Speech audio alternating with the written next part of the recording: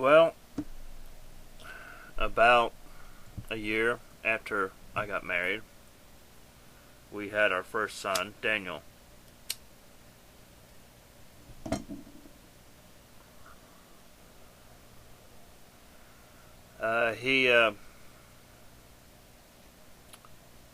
He came into the world in the usual way.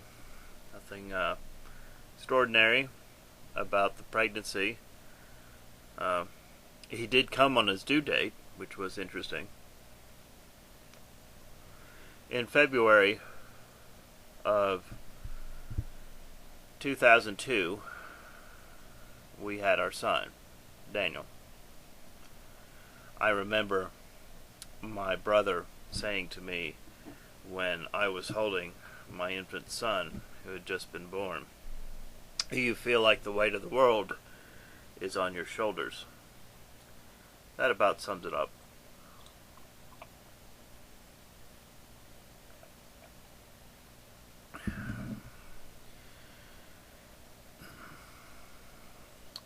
Yang stayed with her mom, which was Korean tradition, for about 3 months after Daniel was born. So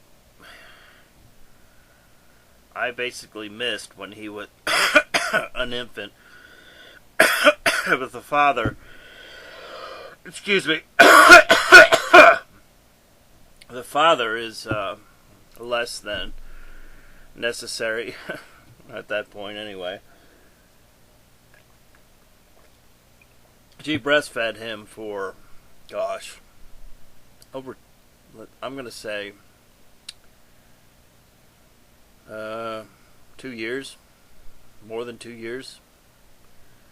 And she would pump and leave breast milk when she went back to work. Now, Daniel, for me, was a very difficult baby. Very, very difficult.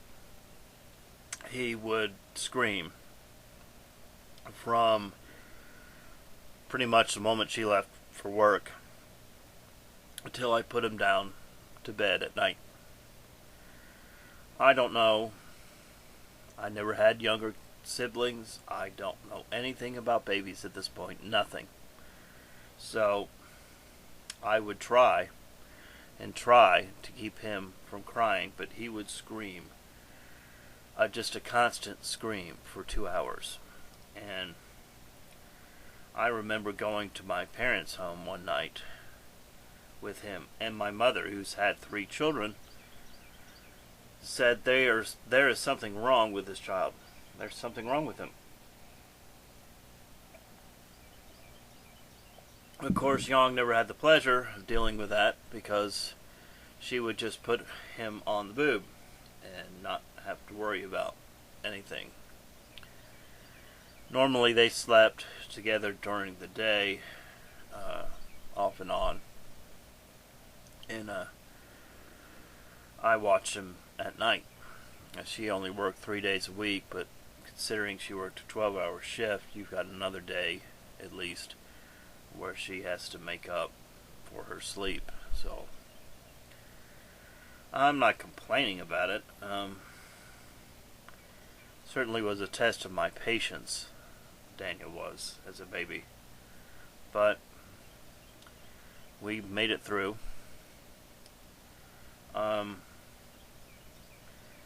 Pictures that I'm going to be posting none of them are at him as a baby, because I can't find any pictures of him as a baby. I don't have much here in the way of anything that was taken out of that marriage.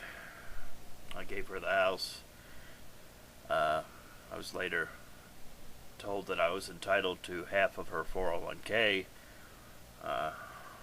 and I left with nothing, but that story will come later. Daniel grew up, of course, as babies do.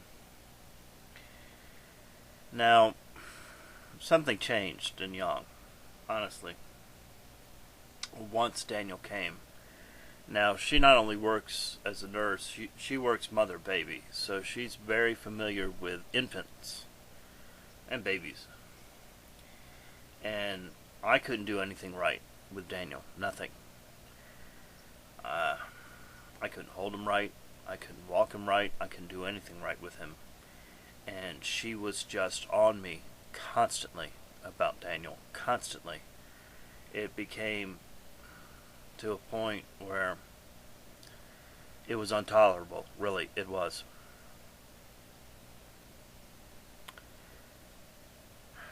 Young really changed after Daniel was born. Our marriage changed. And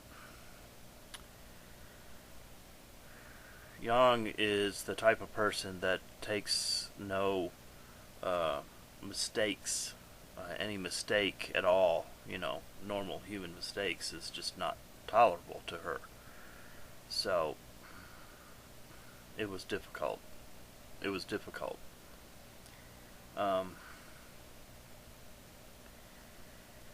Well, I continued to go to school, finishing up my undergraduate degree in education, social science. I was supposed to finish my education with my student teaching come the early part of 2004. Now here we get into what really changed me. I heard about these pills. Now they all have it's called dextromethorphan in it. The most common pill that people take is called, it's over the counter, it's called Coricidin in the purple box. Now these pills, I started taking these pills at the beginning of 2004. Honestly, I was looking for an escape, and I heard about them on the news. This dextromethorphan. Well, started taking Coricidin a lot, at the beginning of 2004. I started my student teachings, and I continued to take these pills. I found myself sleeping very, very little. This was starting in January of 2004.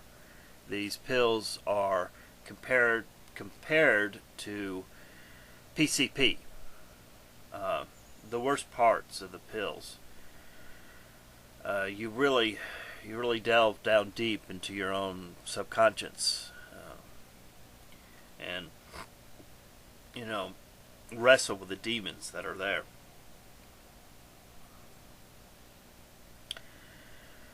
Well, I found myself, I was still doing my student teaching, which was like work because I had to be there the entire student day, and 5 days a week.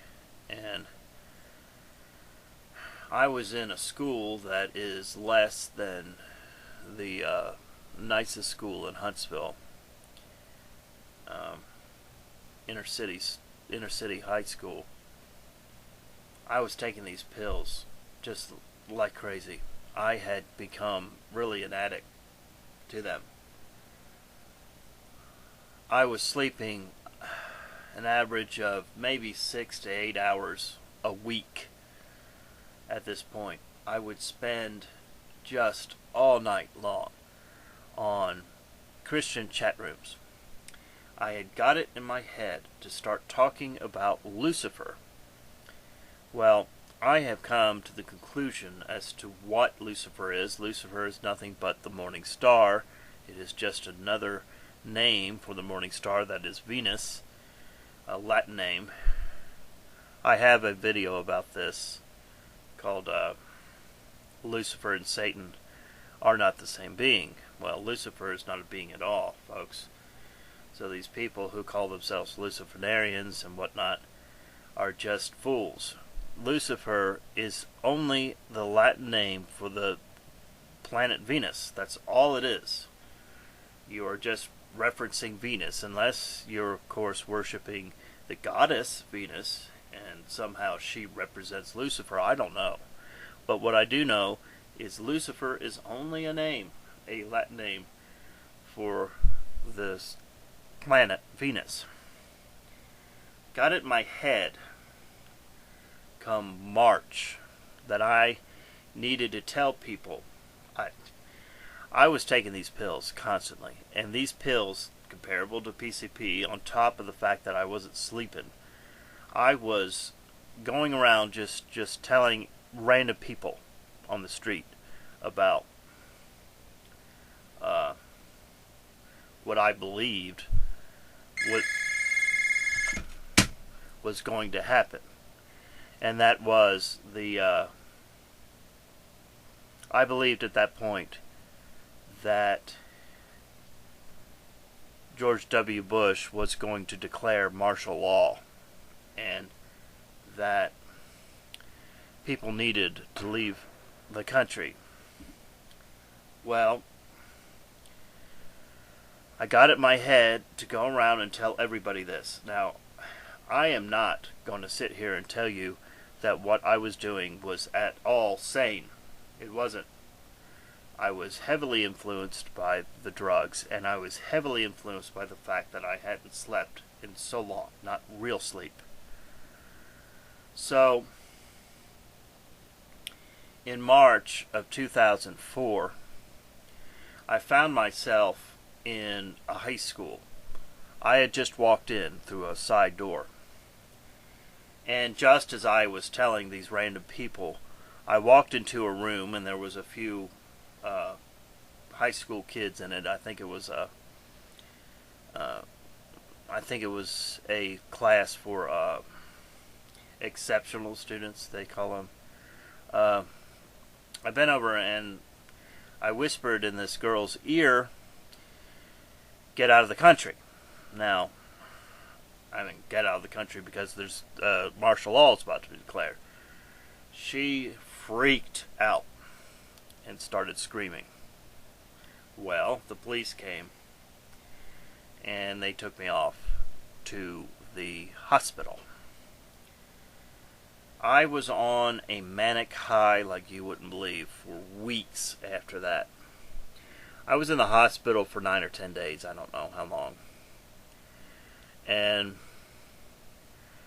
at this point, Young wanted me back. So there was no real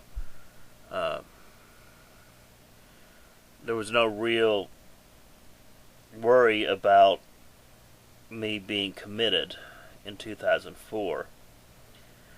I came back home.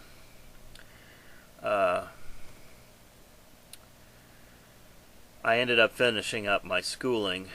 I won't go into details of that. It's just going to bore you. I finished up my schooling come fall of 2004. We went on a big, long trip in the summertime, and I'll get one of those pictures of the Mount Rushmore, driving all the way from Alabama way out there to Colorado. I wanted to see the Rocky Mountains. It was very therapeutic for me after everything that happened. But I made my break at that point with Christianity. Christianity was gone. So as much of hell that I went through, I did finally, during that time, I finally destroyed the Christian constructs in my mind.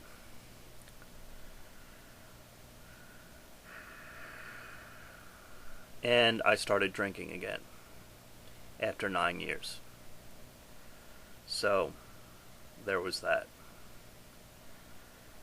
To be continued.